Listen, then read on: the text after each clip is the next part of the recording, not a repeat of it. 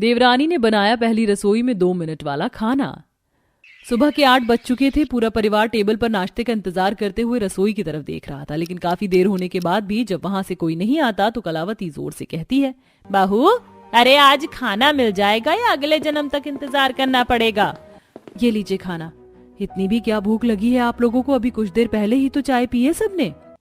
बहू, कुछ देर को बहुत देर बीत चुकी है। ये क्या भाभी, इतनी देर लगाकर भी आपने बस सब्जी रोटी बनाई है? हाँ तो क्या, सुबह सुबह 56 भोग परोस कर दूं? अरे खाना बनाना कोई बच्चों का खेल नहीं है, मेहनत और समय लगता है। ऊपर से मैं अकेली सारा काम करने वाली। खाना जल्दी चाहिए तो अपनी दूसरी भाभी ले आओ। अरे भाभी, अब खाने के चक्कर में आप मुझे घोड़ी चढ़वाने पर क्यों तुली हो? और नहीं तो क्या बहू, वैसे भी अब अच्छी लड़कियां रही कहाँ गई हैं दुनिया में। माँ, आप ढूंढना तो शुरू करो। वैसे भी ये नालायक अब शादी नहीं करेगा तो कब करेगा? अब तुम लोग खाने पर ध्यान दो। वैसे ही इतनी देर बाद खाना बनकर आया है।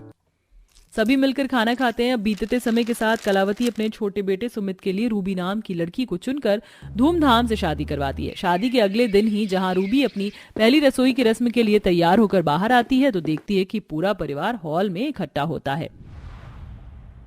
क्या बात है, आज तो आप सभी लोग बड़ी जल्दी उठ गए। हाँ भाभी, वो आज छोटी भाभी की पहली रसोई की रस्म है ना, इसलिए मैं आप लोगों के लिए भी चाय बनाकर लाती हूँ। अरे नहीं नहीं बहू, चाय तो सुमन बहू भी बना देगी। तुम तो बस खाना बनाने पर ध्यान दो। हाँ, खाना ना स्वादिष्ट और जल्दी बनाना। वो क्या है ना, तुम्हारी जेठानी खाना बनाने में बहुत समय लेती है। हाँ, और फिर जब खाना बनकर आता है तो हमारी भूख मर जाती है। बस बस, मेरी बुराई हो गई हो तो उसे रसोई में जाने भी दो। आप लोग चिंता मत कीजिए, मैं खाना बनाने में बिल्कुल भी समय नहीं लगाऊंगी। मैं बस यूं गई और यूं आई। रूबी रसोई में जाती है और यहाँ सभी को टेबल पर बैठे 2 मिनट ही हुए होते हैं कि तभी रूबी सभी के लिए नाश्ता लेकर बाहर आती है। नाश्ते में सिर्फ सैंडविच, पोहा और जूस देखकर सुमन जोर से हंसते हुए कहती है, अरे तुम्हें खाना बनाने के लिए कहा था, सैंडविच पोहा नहीं। जेठानी जी, सुबह के नाश्ते के लिए भला सैंडविच, पोहा और जूस से बेहतर क्या होगा? और तो और ये 2 मिनट में बन भी गया तो समय की बचत भी हुई। वाह रूबी, तुम तो बहुत समझदार हो। और वैसे भी सुबह के समय तो हल्का नाश्ता ही करना चाहिए। पर देवर जी, ये नाश्ता स्वादिष्ट भी तो होना चाहिए। अब इस सैंडविच में ब्रेड और सब्जियों के अलावा क्या स्वाद आएगा? वो तो खाने के बाद ही पता चलेगा ना जेठानी जी। और स्वाद ना आया तो कहना। सभी घर वाले रूबी का बनाया नाश्ता खाते हैं और सैंडविच की बहुत तारीफ करते हैं। देखकर सुमन मन ही मन कहती है, इसके 2 मिनट में बनाए खाने पर तो पूरा परिवार ऐसे दीवाना हो रहा है जैसे कभी जिंदगी में सैंडविच खाया ही ना हो। सुमन वहां से मुंह बनाकर चली जाती है। अब कुछ दिनों बाद सभी के थके हारे रात में खाने के लिए बैठते हैं। तभी रूबी सभी के लिए 2 मिनट में बढ़िया मैगी बनाकर ले आती है। बहू, हम सभी को बहुत भूख लगी है और तुम ये मैगी बनाकर ले आई। इससे भूख कैसे मिटेगी? पापा जी, आप मैगी खाते नहीं है ना, इसलिए आपको ऐसा लग रहा है। एक बार खाकर देखिए, आपका पेट ना भरे तो कहना। लेकिन भाभी, आप दाल चावल ही बना लेती। आप लोगों को इतनी भूख लगी थी इसलिए मैंने फटाफट ये मैगी बनाई ताकि आप लोगों को समय पर खाना मिले। वरना तो जेठानी जी खाना बनाने जा रही थी जो भूख मरने के बाद ही तैयार होता। तुम्हें नहीं लगता कि तुम कुछ ज्यादा बोल रही हो? अरे समय लगाकर बनाती लेकिन खाने लायक खाना तो मिलता ना घर वालों को। अब तुम लोग लड़कर कलेश मत करो। वैसे ही भूख के मारे मूड खराब है, जो है खा लेते हैं। सभी लोग मैगी ही खाकर अपना पेट भरते हैं। बीतते समय के साथ रूबी जब भी खाना बनाती तो 2 मिनट में ही कुछ बनाकर परोस देती, भले ही सामने वाले का पेट भरे या ना भरे।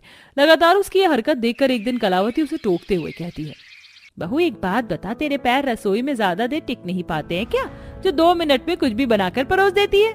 माँ जी, जब 2 मिनट में खाना बन रहा है तो उस काम में 1-2 घंटे क्यों लगाने? लेकिन बहू, अच्छा और स्वादिष्ट खाना 2 मिनट में नहीं बनता ना। और भला समय बचाकर तू क्या ही उखाड़ लेगी?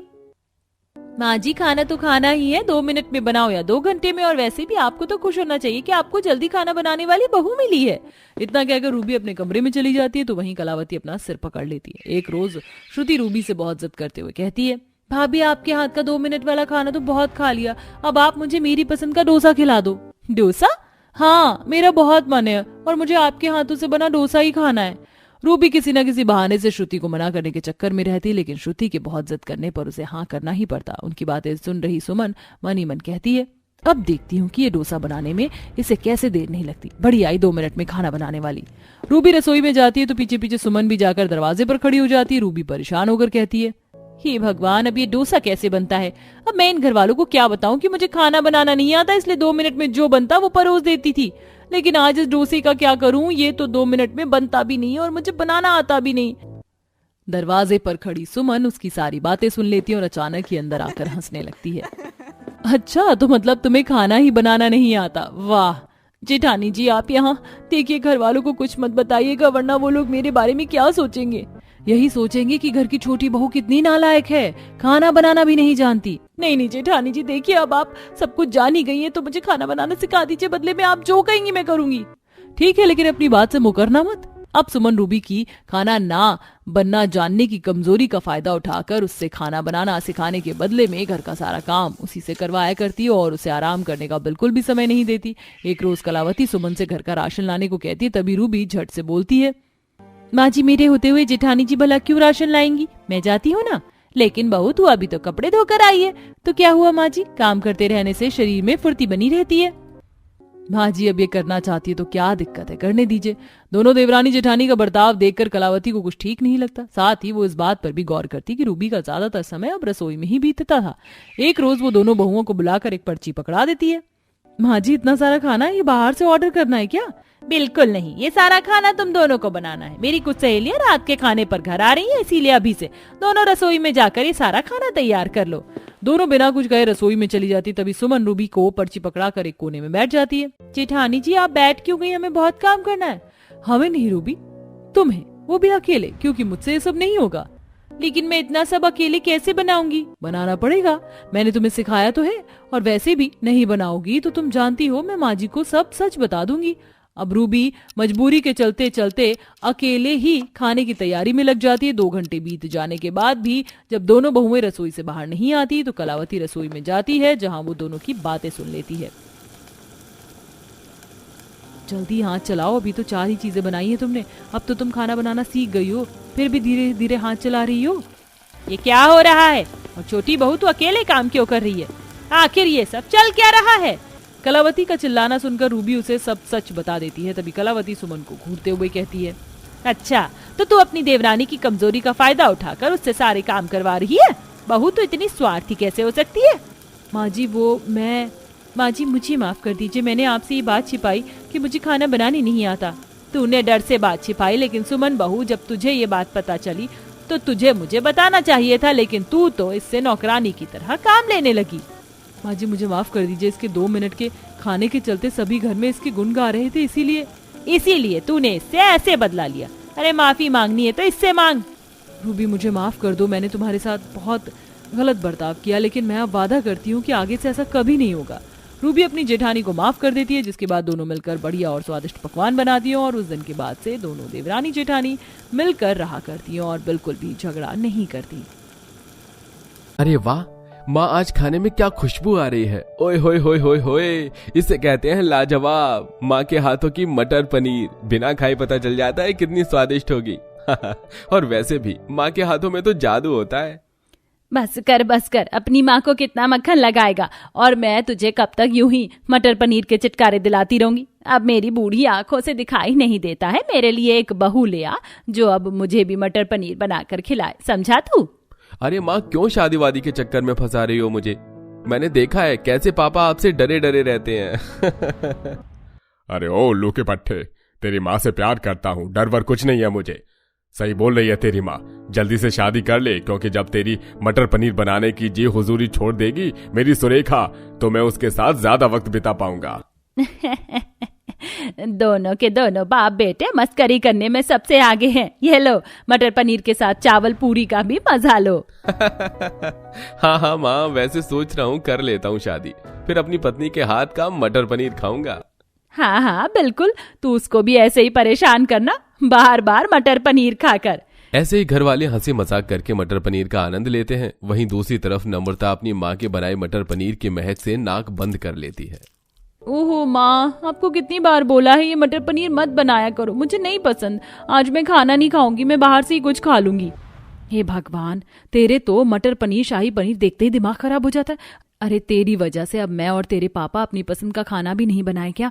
अपनी बहन से कुछ सीख, कितने मजे से मटर पनीर खाती है। आज तो मैंने पूरी भी बनाई है, ले खा के देख। जी माँ, पागल हो क्या आप? आपको पता तो है मैं ये नहीं खाती, मुझे पनीर बिल्कुल नहीं पसंद, बहुत कच्चा कच्चा लगता है। और आप 2 सब्जी बनाती हैं, आज क्यों नहीं बनाई? माँ सच में दीदी खराब है, कितने ड्रामे करती हैं। बस इन्हें मटर पनीर में ही पनीर नहीं पसंद, वरना बाहर पनीर के मोमोज खाती हैं, पनीर की चाउमीन भी और पनीर पिज्जा भी। हाँ तो जंक फूड खा लेती हूँ, उसमें ऐसा कुछ नहीं लगता, उसको पका देते हैं, पर मुझे सब्जी नहीं पसंद मम्मी इसकी। भाड़ में जा तू, मैंने तेरा ठेका ले रखा है। अब मैं 2 सब्जी नहीं बनाऊंगी, खाना है तो खा वरना मत खा। ये ले, और तेरी शादी की उम्र हो गई है, ये खाना भी सीख ले और बनाना भी। पता चले ससुराल में सब लोगों को मटर पनीर पसंद हो और तूने वहां उन्हें बनाकर ही नहीं खिलाया। हाँ तो अच्छी बात है ना माँ, ना मुझे खाना पसंद ना ही मुझे ये बनाना आता, तो ससुराल में भी मटर पनीर बनाना नहीं पड़ेगा। ये सुनकर माँ बहन अपना सिर पकड़ लेती हैं। फिर वो सब खाना खाने लगते हैं तो नम्रता अपनी मटर पनीर की कटोरी से सारे मटर और पनीर को बाहर कर देती है और बची हुई ग्रेवी से चावल खाती है। हे भगवान, क्या होगा इस लड़की का, मुझे तो समझ ही नहीं आता। अब तो तुझे शादी करके ही अकल आएगी। कर लीजिए कोशिश। कुछ ही दिनों में लता अपनी बेटी के लिए रिश्ता देखना शुरू करती है। वहीं पंडित द्वारा सुरेखा को नम्रता की फोटो पसंद आ जाती है। दोनों के परिवार वाले आपस में बात करते हैं और देखते ही देखते अरुण की नम्रता से शादी हो जाती है। शादी की पहली रसोई में सास बहू को कहती है, अच्छा बहू, अपनी पहली रसोई में मटर पनीर, पुलाव, पूरी, कचौड़ी, सलाद, रायता और कुछ मीठा बना लेना। क्या मटर पनीर? नहीं, ऐसा नहीं हो सकता। माँ की बात सच हो गई क्या? बहू तू ये क्या बड़बड़ा रही है? तू मटर पनीर बना तो रही है ना, तेरे पति की फेवरेट है मटर पनीर और हम सब भी खाना चाहते हैं। माफ कर दीजिए माँ जी, मुझे मटर पनीर बनानी नहीं आती। आप फिर कभी खा लेना। आज मैं दाल मखनी और जो आपने बोला है वो सब बना देती हूँ। अच्छा ये भी ठीक है। सास के जाने के बाद नम्रता खाना बनाते हुए कहती है, आज तो बाल बाल बच गई, लेकिन कभी ना कभी तो मुझे मटर पनीर बनाना ही पड़ेगा। आखिर मेरे पति का पसंदीदा जो है। फटाफट दाल में सीटी आ जाए फिर मैं पकाने शुरू करूं। चावल पूरी तो तैयार है, सलाद काट लेती हूँ जब तक। कुछ ही देर में नम्रता खाना तैयार कर लेती है और अपने ससुराल वालों को खाना खिलाती है।